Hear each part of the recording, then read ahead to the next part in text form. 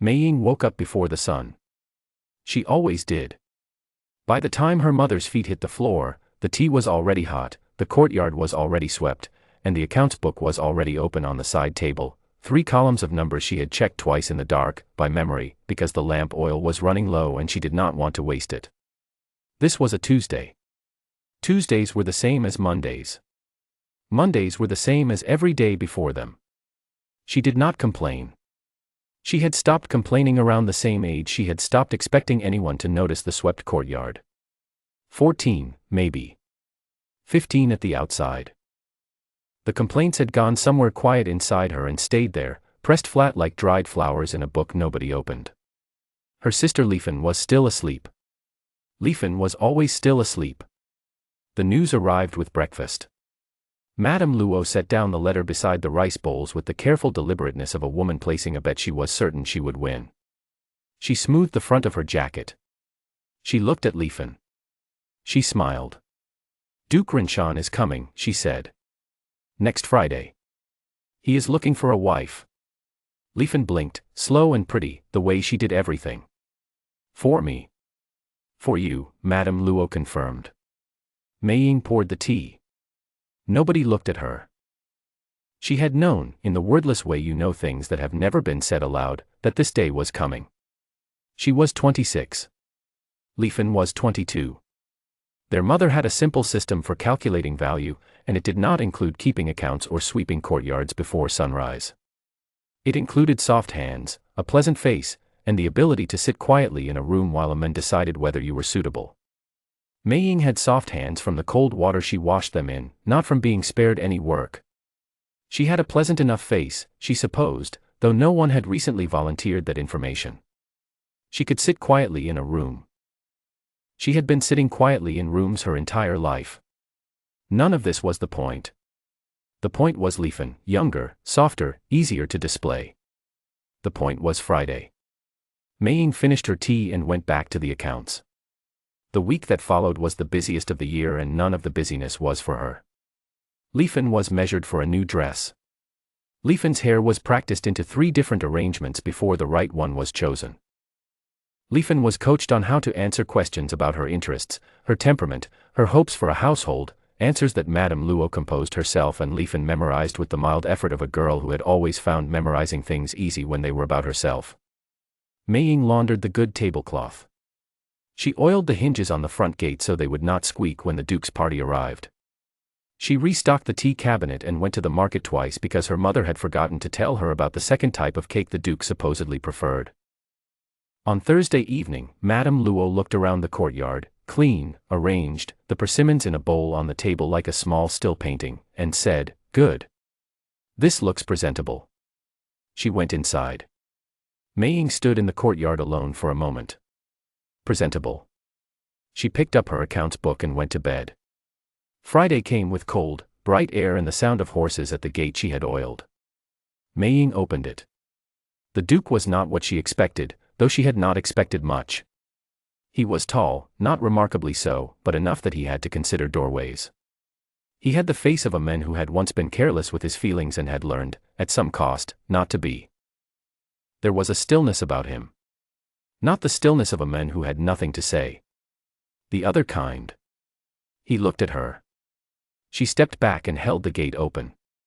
"Welcome," she said. "Please come in." And then she went to make tea, because that was what she did. The formal meeting happened in the main room.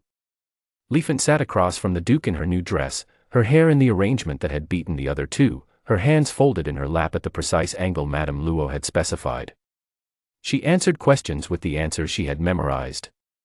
She smiled at the correct moments. She was, by any measurement Madame Luo would have recognized, perfect. Mei Ying moved around the edges of the room. She refilled cups when they were low. She replaced the plate of cakes when it was half empty. She adjusted the window screen when the wind changed and a draft threatened to disturb the papers on the side table. Her accounts book was on that table. She had forgotten it. She had been using it the night before to cross-check a supplier's invoice, and in the morning rush she had left it there, open to a page of her own tight, careful handwriting, numbers in 3 colors, a margin note in her smallest script explaining a discrepancy she had found and corrected. She reached for it. "Excuse me," the Duke said. She stopped. He was not talking to Leifin. He was not talking to Madame Luo. He was looking at the open book, and then at her. "Is this your work?" he asked. The room went very still. "Yes," Mei Ying said. "The supplier discrepancy in the margin," he said.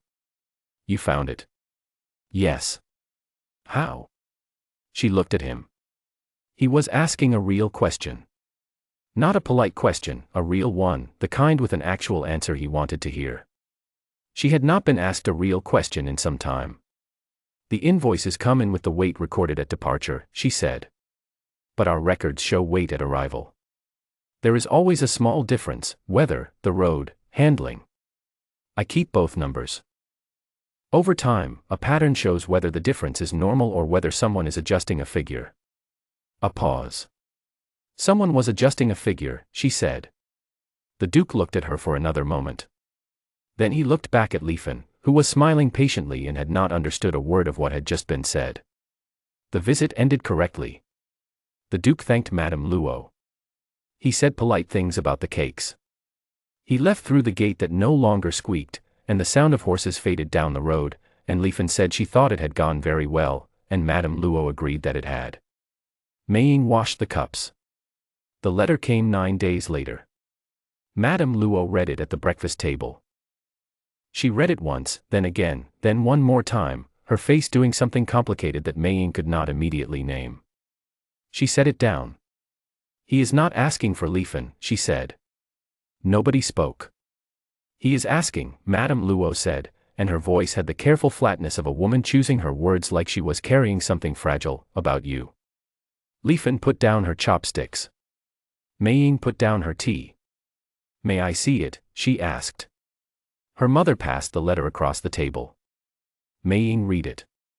The Duke's handwriting was plain and even, not decorative, the handwriting of a man who wrote to be understood, not admired. He had written that he found Miss Luo Mei Ying to be a person of considerable intelligence and practical ability, and that he would like, if the family was willing, to arrange a proper introduction.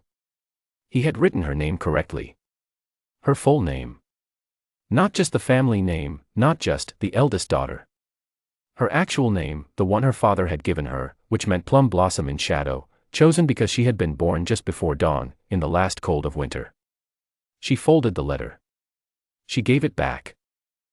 She stood up and went to the kitchen and stood at the window, the one that looked out over the back wall to the road that went toward the market, the road she walked twice a week, the road she knew every stone of.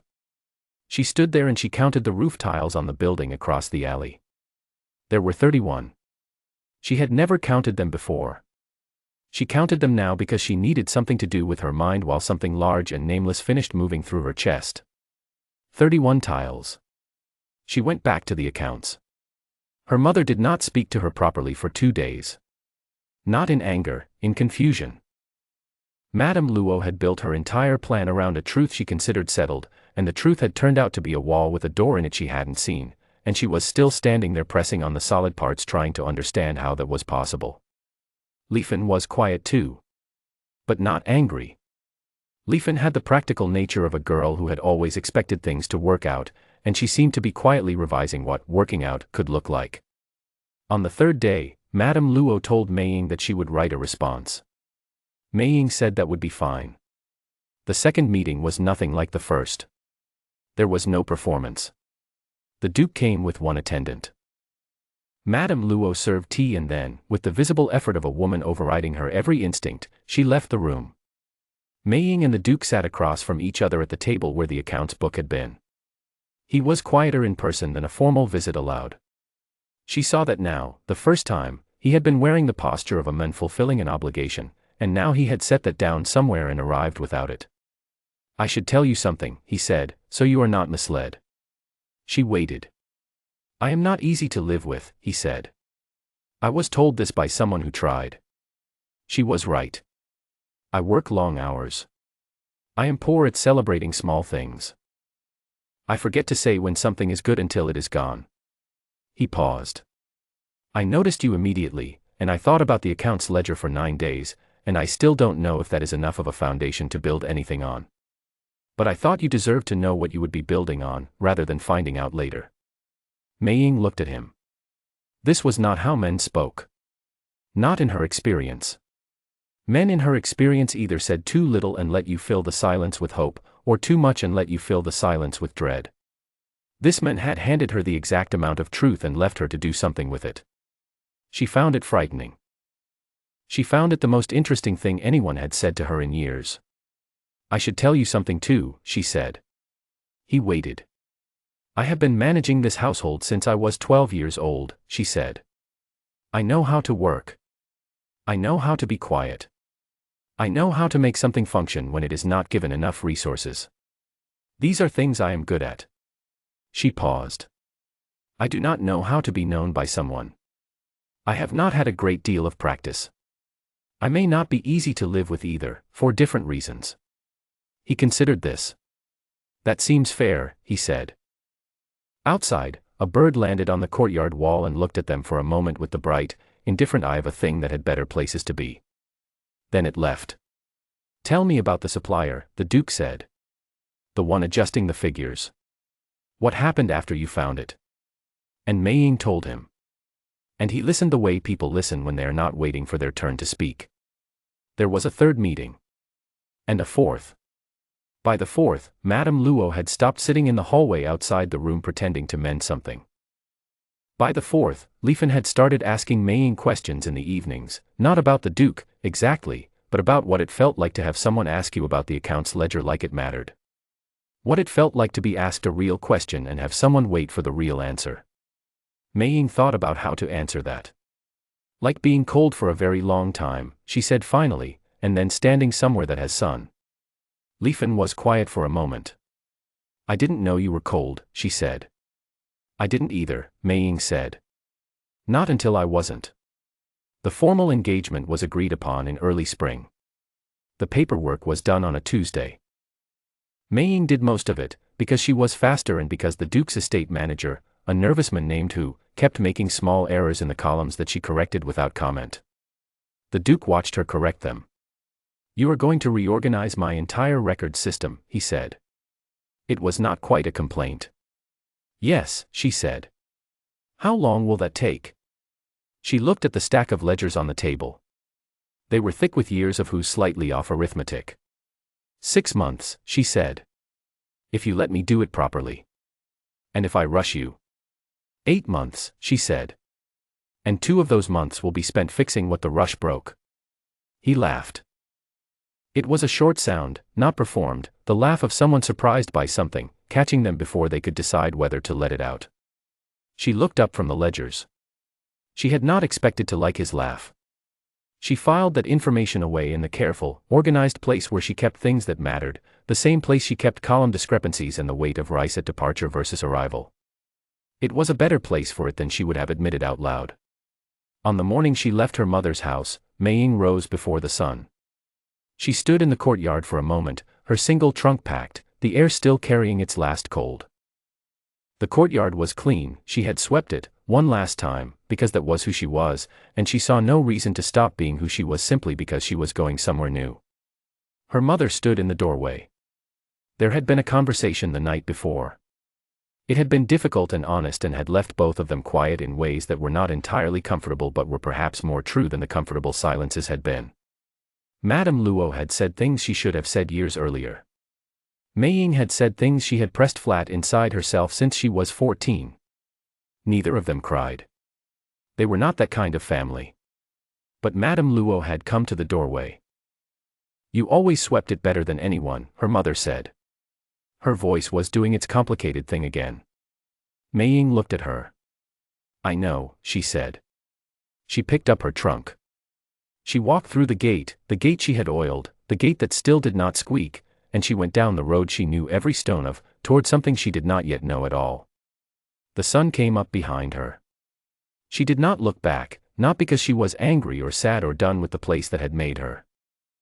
She did not look back because she was already thinking forward, about the ledgers, about the 6 months, about a man who had laughed without deciding to, about the 31 roof tiles she had counted the morning everything changed, about the small, extraordinary fact that someone had learned her name and used it. Her whole name. the one that meant plum blossom in shadow. She had been born just before dawn. She had always been the one who arrived first.